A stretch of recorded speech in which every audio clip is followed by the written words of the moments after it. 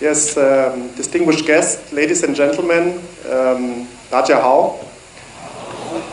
I'm very happy to be here today, and actually as a representative of the German Trade Office, I'm wearing two hats. I have to cover two topics. One is I have to give you an overview of the government side from Germany, the Ministry of Transport and Digital Infrastructure, who cannot be here today. And on the other hand, I have to give you also an overview of maybe the opportunities we have for German business in Taiwan, and on the other hand, of Taiwanese business also in the EU and also in Germany. So, yeah, to do that in 20 minutes is an honor, but also a challenge. Okay, but I will try to do my best, and I will try to cover some basic and main topics. So we start with the government view from Germany on the railway infrastructure, and this will be just a very broad, to give you a broad idea how it's developed and also how it looks today, especially in terms of funding for railway infrastructure in Germany.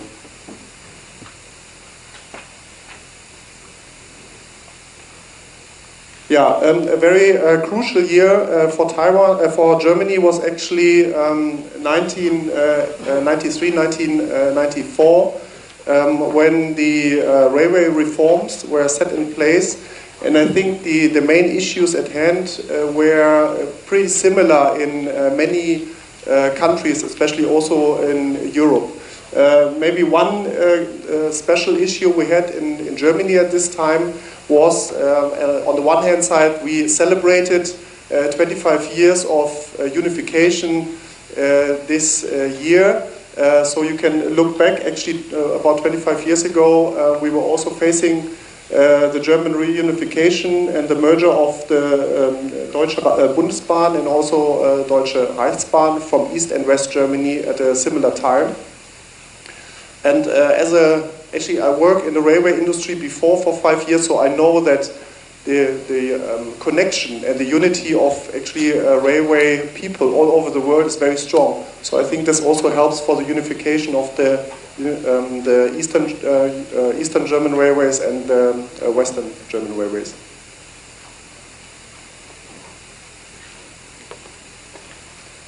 Yeah, I think the aims of the railway reform at this time was also very similar in many countries. I just want to point out that, of course, the railway reform from the government point of view is not finished, it's ongoing. So it's still the same principles which apply for the goals of ongoing railway reform in Germany. And more traffic to the rail, for example, is very important because you know that CO2 emissions of railway transport is much lower than, for example, cars. Actually, in Germany, only 1% of the CO2 emissions come from railway transport, and for comparison, 16% come from car transport. So that's a big difference. So in terms of environmentally friendliness, of course, railway is much more ahead. So the main topic also was the strict separation between the government and the entrepreneurial functions. Yeah? But there is some remaining influence, of course, of the state and the government, but on a different level. In Germany, for example, like Mr. Jovy has pointed out, the federal government is the owner of the DB, but also at the same time with different entities serves as the railway supervisor with the EBA, the Federal Railway Office, and a couple of years ago actually also the access to the network was changed from the Federal Railway Office to the Federal Network Agency. So we have a Federal Network Agency which supervises access not only, for example, to telecommunication industry, but also for the railway industry. This is in the same federal agency in Germany.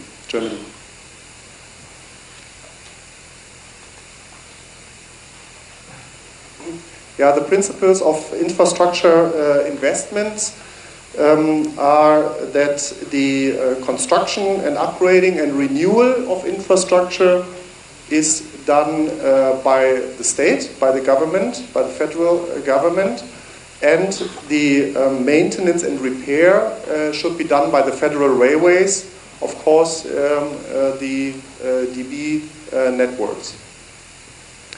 And since the German network is already a pretty advanced network, the political priority is actually given to the renewal of existing infrastructure. Yeah, so you will also see that in the numbers a little bit later.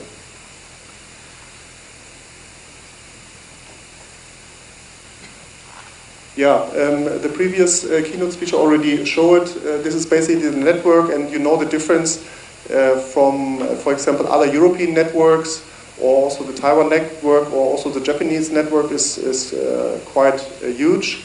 We have all the east, west, and north-south connections within the German railway system.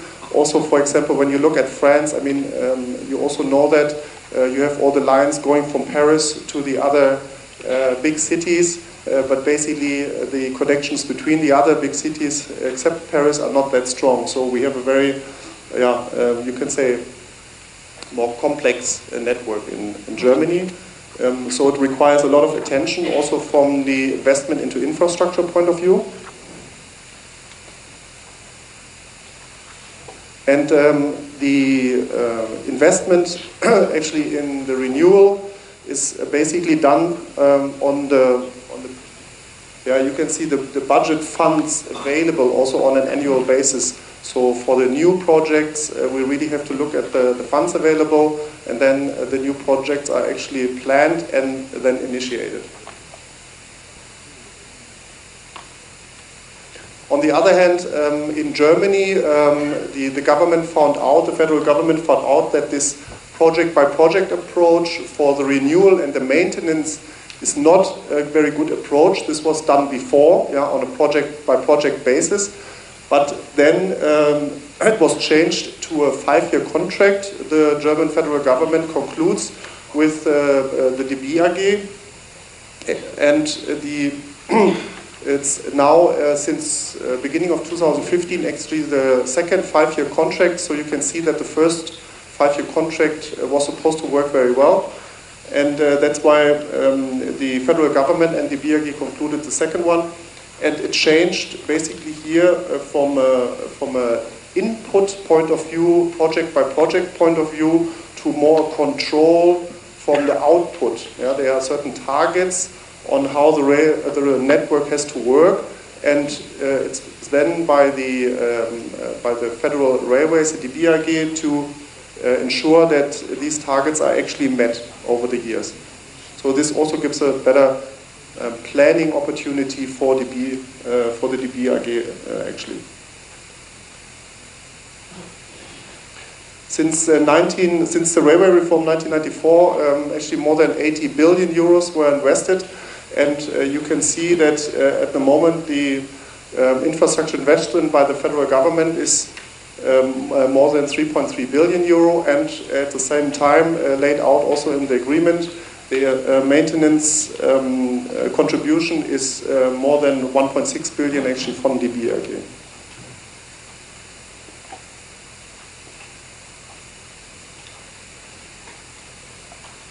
Yeah, the last cornerstone on the one hand side is the upgrading of the development of new infrastructure, then the maintenance and renewal of existing infrastructure, and another cornerstone, the third one, is actually the financing of short distance passenger transport by rail.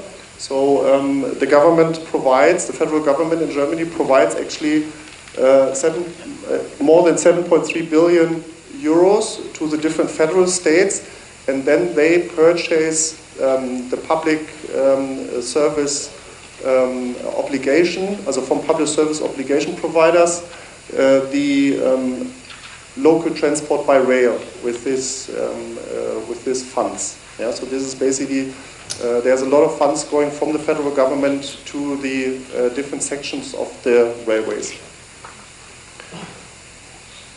this is a overview on the view of the federal government and how infrastructure in Germany is actually financed.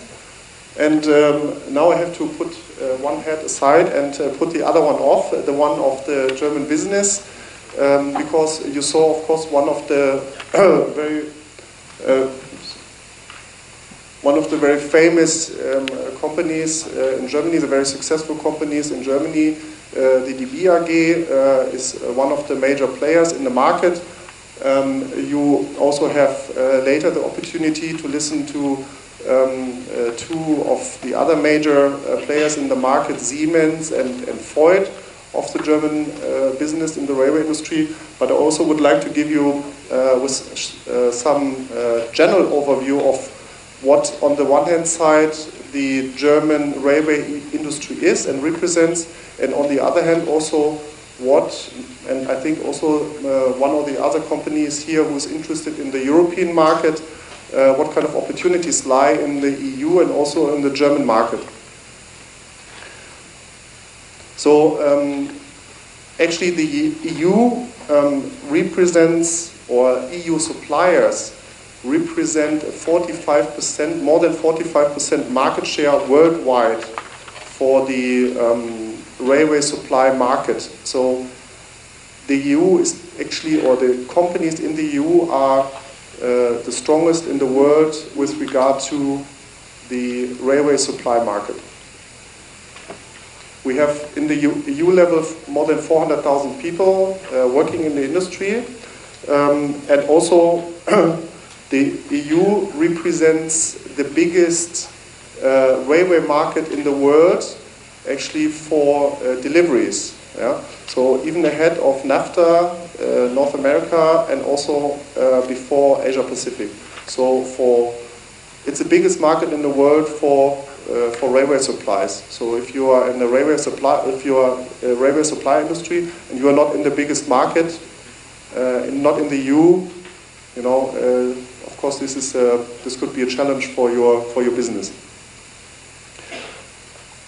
Actually, in Germany we have more than 130 specialized companies in the railway supply industry, and I also think that Germany is one of the very few countries in the world where you find everything. You find on the one hand side the big system integrators like Siemens, but you also find a lot of SMEs and specialized companies for components, and you also find all the service providers. For example, when it comes to leasing or engineering or consulting, you also find that in the German market. And this is not the case on this level, let's say, for many other countries. Also, the German railway supply industry has come up with 3 main topics which they would like to achieve, and I think this fits also the Taiwanese requirements very well, yeah, because it's on one hand side excellence, but also sustainability, which is becoming more and more important, and also cost effectiveness. So these 3 topics basically the German the railway supply industry stands for. I would like to give you 2 examples which are not present today, but I just learned that, for example, Voith, for the project in Danschway, they have also brought many German sub-suppliers actually now to the Taiwanese market, and one of them is Gemeinde, a company which is more than 100 years old and who's specializing in transmissions for trains, and they just concluded a contract for Taiwan, for the light rail in Danschway, for actually more than 2 million euros for the delivery of 130 transmissions for the light rail in Danschway. And for this company in Germany, and I talked to them, it's the first time actually they deliver directly to Asia, yeah, and it's to Taiwan. So I was very happy about this. On the one hand side, you have, for example, also companies like Knorr-Bremse. Knorr-Bremse has, they are the world leader for brake systems, development and production of brake systems, also for trains. And yeah, you can say this is maybe a medium-sized company. Actually, they have a turnover of more than 5 billion euros and have 23,000 people working for them. Yeah, so it's maybe not very well known to people who are outside the railway market, but they are a major player in the market in this area.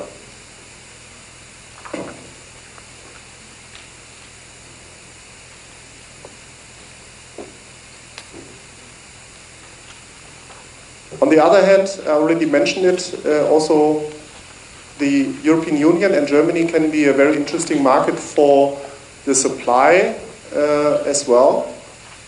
And I already mentioned also, and I want to point it out again, that the EU is actually the biggest absolute market for rail products and services worldwide, and the rolling stock segment is the largest part of it. And a big part of it is also, and there I can add one or two things for the DB AG. You can see this is an annual purchase volume of just one player in the market of DB AG. They have 35,000 suppliers already and 300,000 individual transactions. So as a customer, this is just one of your potential customers in the European, in the German market. And how to get there? When I worked for purchasing for DB before, yeah, so a longer time ago we were already talking about purchasing from Asia, and now finally I read in the newspaper that the DB opened an office. Sorry for this number, this is actually 2015, so it was just now that DB opened an office in Shanghai for the purchase of in Asia, so they really want to purchase in Asia. And I personally believe that Taiwan is in excellent condition to supply not only DB but also other customers in Germany and in Europe with their innovative and high technology products. So this is really the way to go. Yeah, how to do, yeah? How to approach customers and how to learn more about the market and the development and the technological possibilities there are in the world's largest market. And there are maybe a couple of other opportunities you have, but I would like to present to you what we consider from the German Trade Office the most important way to do, which is, and that's why we also invited them outside with a stand for showcasing what InnoTrans is. InnoTrans is 60% actually of the major trade fairs happen in Germany, and InnoTrans is, I think, maybe one of the only leading world-class trade fairs in the world for railway technology. Takes place every 2 years in Berlin, which is actually also a very nice place to visit in September.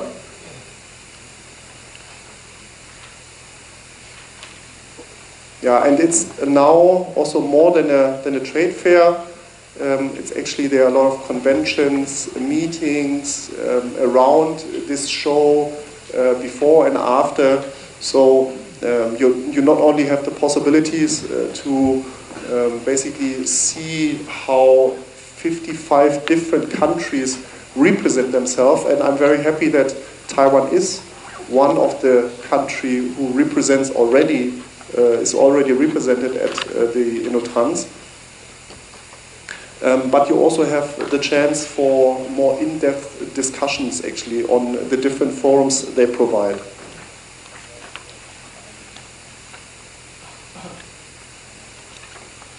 Yeah, so it's basically a very good opportunity to go there, and maybe one or the other has been already there. But what is important for me to show you also how it developed over the last 8 years, because maybe you have been there 8 years ago, you say, okay, it was quite nice, I don't need to go there again. But you can see from all the numbers, and I found this very impressive, not only from the visitors, but also from the exhibition space and the exhibitors. Basically all the numbers have doubled in the last 8 years. Okay, so maybe you have been already at Innotrans 8 years ago, but now it's double the size of what it was when maybe you have been there last time. So it's definitely worth to go there again. And I know that, for example, for the September 2016, they're already booked out by 95%. So it's quite well. Well, it's a market which has to be accessed quite early, and which there's still space, but it's quite limited.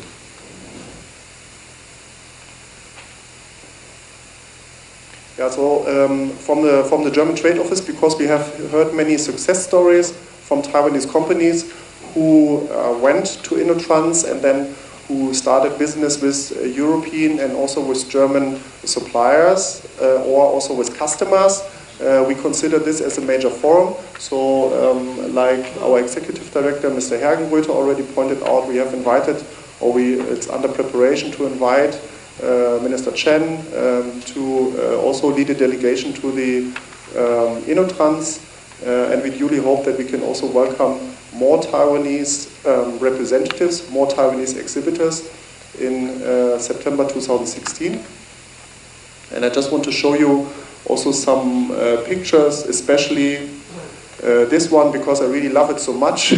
You know, as a railway enthusiast, you have on the where can you find all this basically equipment and trains and everything which is there in the industry, on this, dense area. So there are 2 days also open for public, where the consumers give you direct feedback also maybe on certain things, on certain products.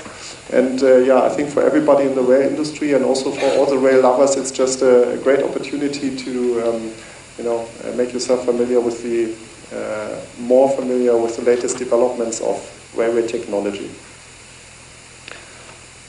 So I come to an end, and thank you very much. Yeah, and we are very happy if you have any further questions on the federal government side or on the German railway industry business side, to contact me or one of my colleagues. Thank you very much. Thanks for General Manager Jovy for giving us a very wonderful sharing. Ladies and gentlemen, we now are going to take a 20 minutes break. Refreshment is served.